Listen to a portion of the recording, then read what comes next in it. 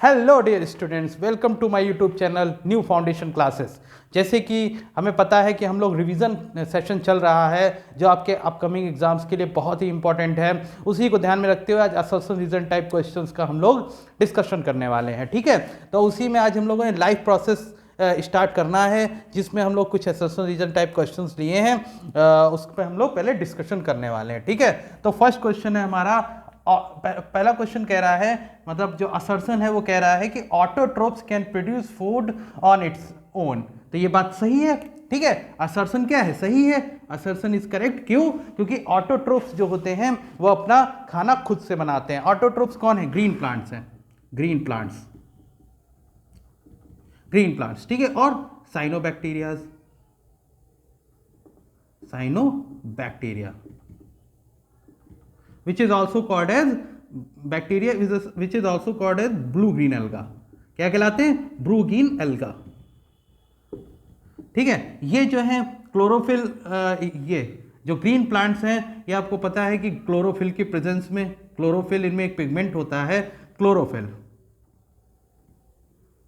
Chlorophyll pigment की presence में, जिसमें एक क्लोरोफिल पिगमेंट है जिसमें जो है एक टिश्यू पाया जिसे क्लोरोप्लास्ट कहते हैं। प्लास्टिड होता है बेसिकली, है क्या? प्लास्टिड, प्लास्टिड जो कौन सा होता है? क्लोरोप्लास्ट, क्लोरोप्लास्ट, जहां पर ये फोटोसिंथेसिस के थ्रू, कौन सा?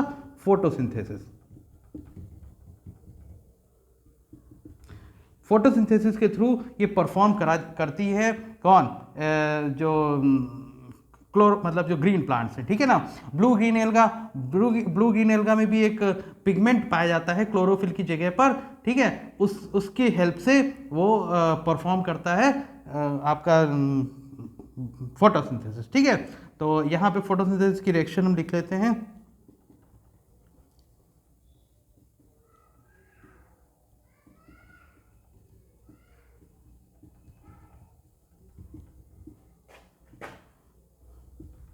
ठीक है, ये क्लोरोफिल, इसमें कार्बन डाइऑक्साइड लिया यूज होता है, कार्बन डाइऑक्साइड,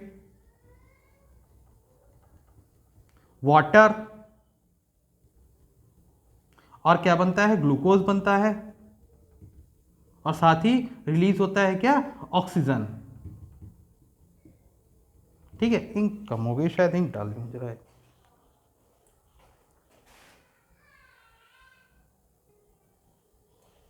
ऑक्सीजन। ठीक है, अब देखिए यहां पर सनलाइट, सनलाइट, सनलाइट क्या होता है? एक एक्टिवेटर की तरह काम करता है। क्या?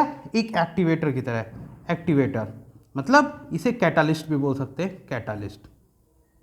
इसमें यूज नहीं होता, इसमें यूज नहीं होता, इस रिएक्शन में ये यूज नहीं होती सनलाइट, सिर्फ क्या होता है? एक्टिवेट करता है। ये जो है इसकी रिएक्शन को बढ़ाता है, परफॉर्म का मतलब इसको जो एक एक्टिवेटर की तरह ये काम करता है। जो इसमें पार्टिकल जो है पार्टिसिपेट करते हैं, आपको पता होगा कि जो परफॉर्म होती है रिएक्शन वो होती ग्रेना।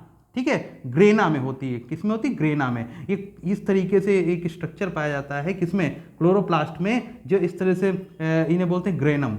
ठीक है, ग्रेनम मतलब अगर हम इसको कलेक्टिवली बोलें तो ग्रेनम। ठीक है, ग्रेनम को एक्टिवेट करने का काम कौन करता है? सनलाइट। जो सनलाइट में फोटॉन पार्टिकल्स होते हैं, फोटॉन पार्टिकल्स होते हैं, वो इसको एक्टिवेट करने का काम करता है जहां पर ये रिएक्शन परफॉर्म होती है। दूसरी चीज ये कि कार्बन डाइऑक्साइड हमको कहां से मिलती है? कार्बन डाइऑक्साइड मिलती है हमको एटमॉस्फेयर से। देखिए, कार्बन डाइऑक्साइड हमको कहां से मिलती है? एटमॉस्फेयर से मिलती है। ठीक है, जबकि जो वाटर होता है वो कहां से मिलता है? रूट से मिलता है। वाटर किससे मिलता है? रूट से मिलता है। रूट्स में भी कहां से एब्जॉर्प्शन होता है? रूट हेयर्स के थ्रू। कहां से बेटा? रूट हेयर्स के थ्रू एब्जॉर्प्शन होता है। अब रूट हेयर्स क्या है? देखिए, आपने देखा होगा कि ये जैसे मान लीजिए रूट है, तो इसमें बहुत छोटे छोटे छोटे छोटे रेशे से होते हैं ना, बहुत ये एक्चुअली यूनिसेल्युलर होते हैं। कैसे होते हैं? यूनिसेल्युलर और थिन होते हैं, यूनिसेल्युलर और थिन होते हैं। कौन से? ये जो देखिए, ये रिवीजन सेशन चल रहा है, आपको पता है रिवीजन में क्या होगा, जल्दी जल्दी सारी चीजें बताई जाएंगे। तो ये यहाँ से वाटर का एब्जॉर्प्शन होता है रूट हेयर्स के थ्रू, और वाटर जो है वो ऊपर चढ़ता है। ऊपर चढ़ता है किस वजह से? देखिए, एक थ्योरी है, मुझे जगह बनानी पड़ेगी, चलिए यहाँ इसे हटा देते हैं, कोई जरूरत नहीं इसकी। ठीक है, एक थ्योरी होती है जिसे बोलते हैं ट्रांसपायरेशन पुल थ्योरी। क्या बोलते हैं? Transpiration pull theory. Transpiration pull theory. देखिए ट्रांसपायरेशन पुल थ्योरी क्या है कि जब वाटर को, मतलब ट्रांसपायरेशन पुल थ्योरी क्या है कि जब वाटर ऊपर से जो पत्तियां हैं वहां से क्या होता है, लीव्स से ट्रांसपायरेशन होता है और पानी ट्रांसपायरेशन से इवेपोरेशन होता है। इवेपोरेशन से क्या होता है कि पानी में एक पुल होता है, मतलब खींचता है ऊपर की तरफ। जैसे आपने कभी कभी अगर किया हो प्रैक्टिकल या देखा हो कि जैसे आप एक पाइप लें और उसको ऐसे डाल दें, एक सिरा उसका पानी में डाल दें और दूसरी सिरा से ऐसे खींचे उसको और छोड़ दें, तो पानी क्या होगा, अपने आप चढ़ने लगेगा ऊपर, ठीक है, और बाल्टी आपकी खाली हो जाएगी। तो ये किसकी वजह से होता है, ये होता है दो तरीके की, एक फोर्स होता है जिसे बोलते हैं कोहेसन फोर्स। क्या बोलते हैं, कोहेसन फोर्स, कोहेसन फोर्स, ठीक है। अब ये कोहेसन फोर्स क्या है, देखिए क्या होता है कि जब पानी है, आपने देखा होगा कि पानी जो है, जैसे मान लीजिए पानी कहीं गिर गया और आप हल्का सा उसको एक साइड में खींच दे तो उसी डायरेक्शन में वो चल पड़ता है ना। मतलब वाटर जो है वो एक ही डायरेक्शन में रन होता है जब तक उसके जो वे है, उसका पैसेज जो उसको बदला ना जाए, चेंज ना किया जाए, ठीक है, तब तक वो एक ही डायरेक्शन में चलेगा। यही उसकी क्वालिटी होती, क्यों, क्योंकि उनके पार्टिकल्स के बीच में एक फोर्स ऑफ अट्रैक्शन होता है जिसे बोलते हैं कोहेशन फोर्स। मतलब उस फोर्स की वजह से पार्टिकल्स अलग नहीं होते, साथ साथ चलते हैं, मतलब एक के पीछे एक चल पड़ते हैं, ठीक है। एक कह सकते हैं कंटिन्यूअस फ्लो बनाते हैं, कंटिन्यूअस फ्लो। वाटर जो कंटिन्यूअस फ्लो किसकी वजह से होता है, कोहेसिव फोर्स की वजह से होता है। और ऊपर से ट्रांसपायरेशन पुल हो रहा है। ट्रांसपायरेशन पुल का क्या फायदा है कि इवेपोरेशन होता जाता है और पानी जब ऊपर कमी होती जाती है, ठीक है, आपको पता होगा कि गार्ड सेल्स में इवेपोरेशन होता है, पानी बाहर चला जाता है और वहां पर by the process of osmosis पानी उस जगह को, जो खाली जगह, उसको भरने के लिए आगे बढ़ता है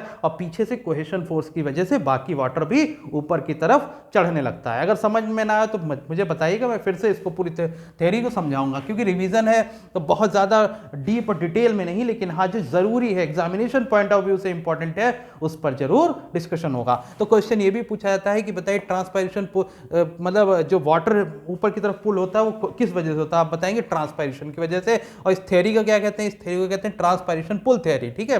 ग्रीन प्लांट्स में, अच्छा, तो और CO2 कहाँ से हमें मिलता है, CO2 मिलता है डायरेक्ट जो एटमॉस्फेयर है, तो स्टोमेटा के थ्रू CO2 मिलता है, आपको पता होना चाहिए। स्टोमेटा के थ्रू जो गैसेस एक्सचेंज होता है ना, स्टोमेटा के थ्रू, तो वहां पर CO2 और ऑक्सीजन का एक्सचेंज, गैसेस एक्सचेंज वहीं से होता है। किस प्रोसेस से होता है, तो याद रखिएगा हमेशा डिफ्यूजन, जहां पे गैसेस एक्सचेंज की बात होगी वहां हमेशा डिफ्यूजन होगा, और जहां पर वाटर के मूवमेंट की बात होगी वहां पर हमेशा ऑस्मोसिस यूज करेंगे, ठीक है। तो ये हमारा पहली पार्ट तो सही है कि autotrophic can produce food on its own with the help of photosynthesis. दूसरा कहते हैं green plants absorb energy of sunlight that falls on the leaves. No, वो एनर्जी अब्सॉर्ब नहीं करते, वो सिर्फ उसमें जो पार्टिकल्स होते हैं, photon particles, they activate the granum, जिससे कि वहां पर फोटोसिंथेसिस की जा सके, तो एनर्जी का एब्जॉर्प्शन नहीं होता। तो यहां पर अगर हम देखें तो क्या होगा, हाँ यहां पर assertion is true but reason is false, तो यहां पे कौन सा सही होगा, यहां पर ऑप्शन सी सही होने वाला है, ठीक है। अगला देखते हैं, अगला करें ट्रांसपायरेशन कूल्स लीफ सरफेस, ठीक है। अगला देखते हैं हम लोग, इसको हटा दूं,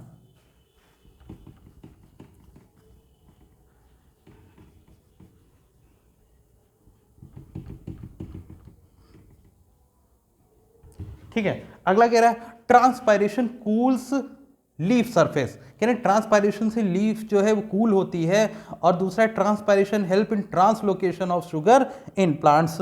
देखिए ट्रांसपायरेशन है क्या, देखिए आपको पता है कि ये हो गया स्टोमेटा, अरे ये स्टोमेटा, ये मतलब अंदर स्टोमेटा है, ये गार्ड सेल्स हो गई, अभी बताता हूं, ये हैं गार्ड सेल्स, ये हैं गार्ड सेल्स, क्या है, गार्ड सेल्स, ठीक है। ये होती सब्सिडियरी सेल्स, ठीक है, सब्सिडियरी सेल्स, ठीक है। और ये हो गया स्टोमेटल ओपनिंग,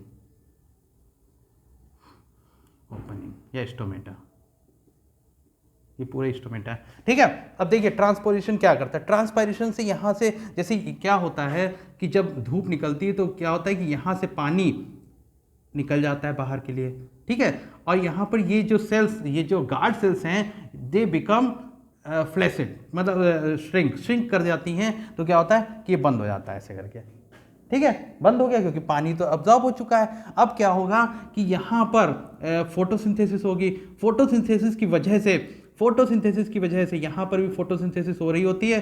तो यहाँ पे फोटोसिंथेसिस की वजह से यहाँ पे ग्लूकोज बढ़ जाता है, और ग्लूकोज बढ़ जाने से यहाँ पर पानी तो ऑलरेडी कम हो गया है, तो यहाँ बगल जो पास की सेल्स हैं उनसे पानी by the process of osmosis, आपको पता है ऑस्मोसिस क्या होता है, व्हाट इज ऑस्मोसिस? तो ऑस्मोसिस क्या होता है कि the movement of water from higher concentrated solution to the lower concentrated solution, मतलब sorry lower concentrated solution to higher concentrated solution, lower concentrated solution to higher concentrated solution की तरफ पानी का मूवमेंट स्टार्ट होता है। इसमें एक चीज कंपलसरी है, सेमी परमिएबल मेम्ब्रेन कंपलसरी होती है। आपको जो भी चीजें डिटेल में पढ़नी हो मुझे कमेंट बॉक्स में दें और मैं उसको बहुत अच्छे से डिस्क्राइब करके समझाऊंगा। तो यहाँ पर क्या होता है, ऑस्मोसिस के थ्रू पानी यहाँ पे आ जाता है।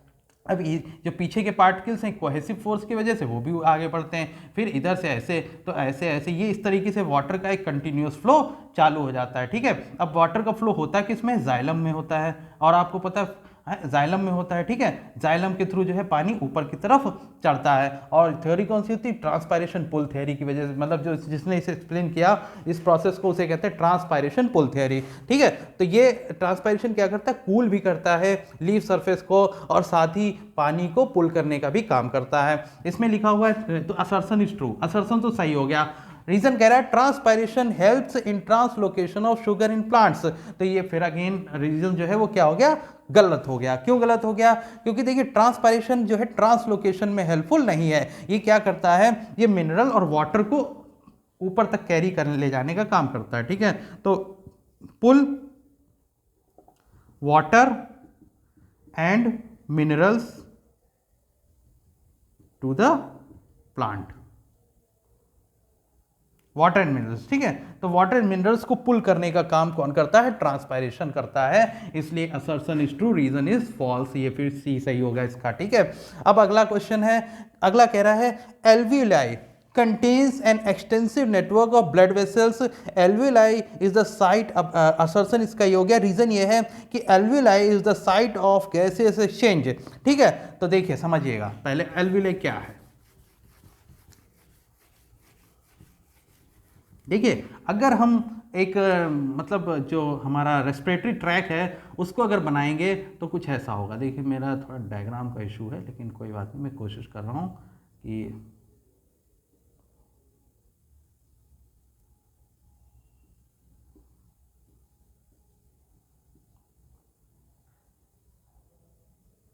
ठीक है, ये हो गया। तो ठीक है, ये हमारा एक ही तरफ का बना देता हूँ, ये लंग है हमारा। ठीक है, इधर चलो पेयर ऑफ लंग्स होते हैं ना, तो ये हो गया पेयर ऑफ लंग्स। थोड़ा सा बताऊंगा, आप समझ लीजिएगा, अगर आपको एक्सप्लेनेशन चाहिए तो बताएं। देखिए यहाँ पे ये ट्रैक है, अगर आपसे पूछा जाएगा ट्रैक क्या होता है, तो ट्रैक में सबसे पहले आता है नॉस्ट्रेल। क्या होता है, नॉस्ट्रेल। ठीक है, उसके बाद यहाँ पे फेरिंग्स लैरिंग्स होते हैं इस जगह पर, लैरिंग्स जिसे वॉइस बॉक्स भी कहते हैं, लैरिंग्स। ठीक है, लैरिंग्स हो गए, इससे पास होता है, इसे कहते हैं ट्रैकिया या विंड पाइप। क्या कहते हैं, ट्रैकिया या विंड पाइप, विंड पाइप हो गया ये। ठीक है, विंड पाइप के बाद आता है ब्रोंकस। ब्रोंकस ये क्वेश्चन पूछा जाता है, पैसेज। ठीक है, ब्रोंकस के बाद ये ब्रोंकस जो है ब्रोंकाई में कन्वर्ट हो जाते हैं, bronchi further divided into bronchi, और ब्रोंकाई जो है वो एल्वियोली में, मतलब जो एंड होता है वो एल्वियोली में होता है। तो क्वेश्चन ये भी पूछ लेते हैं कि जो पैसेज है वो कहाँ पे एंड होता है, वो एल्वियोलाई में एंड होता है। और यही जो है एल्वियोलाई ही जो है वो साइट है कहाँ, गैसेस एक्सचेंज के लिए, exchange of gases, exchange of gases. किस प्रोसेस के थ्रू, मैंने बताया कि गैसेस जब भी एक्सचेंज होगा तो वहाँ पर क्या आएगा, डिफ्यूजन आएगा। तो यहाँ पर डिफ्यूजन की हेल्प से हो रहा है गैसेस एक्सचेंज। ठीक है, समझ गए।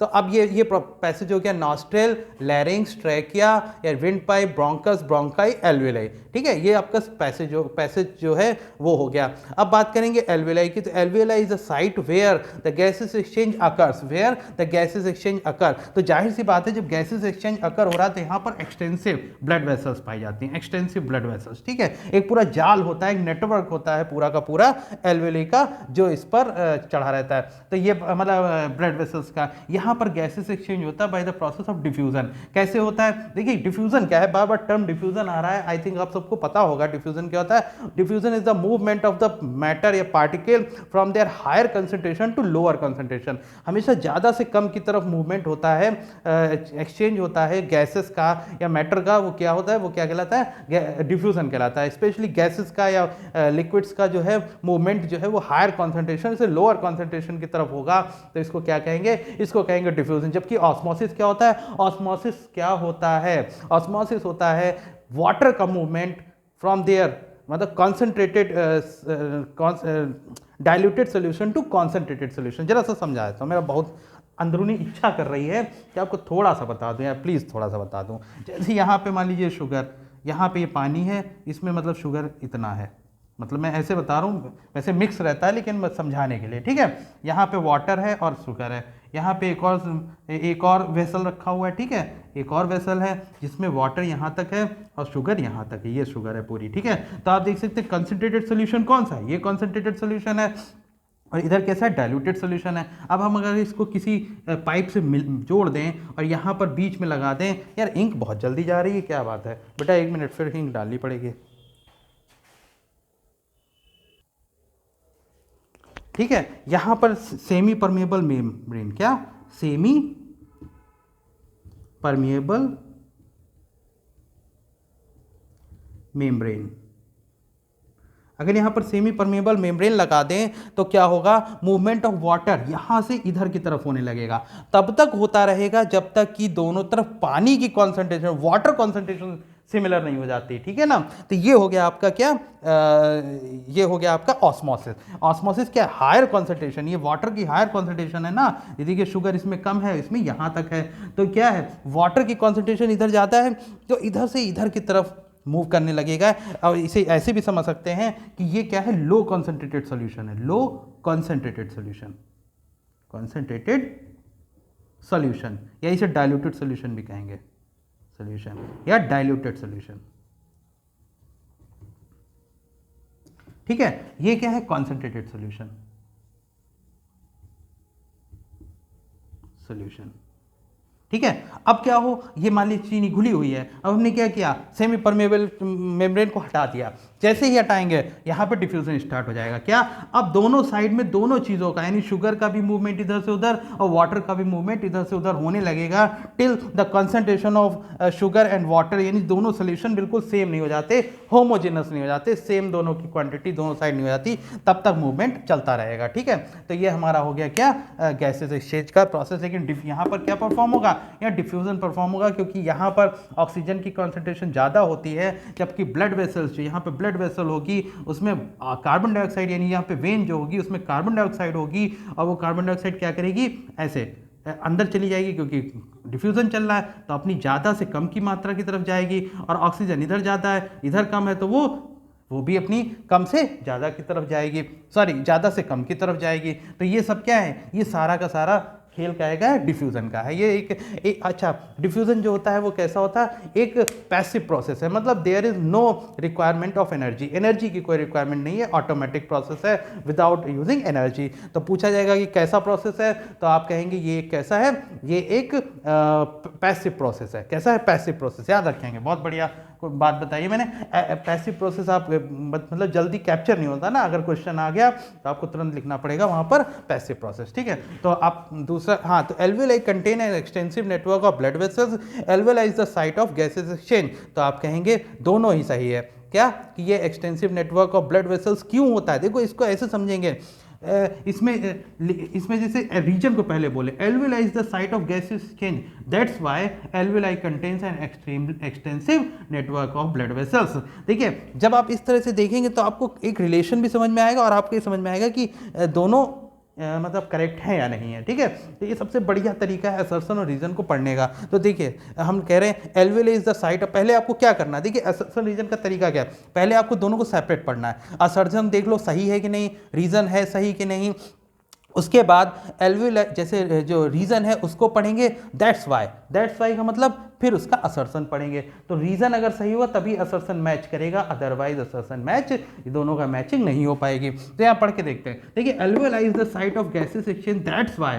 इसीलिए alveoli contains an extensive network of blood vessels. तो हाँ, ये दोनों ही सही हैं और यहाँ पर ऑप्शन ए सही हो जाएगा। ठीक है, अगला देखते हैं हम लोग। ट्रांसपायरेशन इज नेसेसरी एविल, बहुत बढ़िया क्वेश्चन।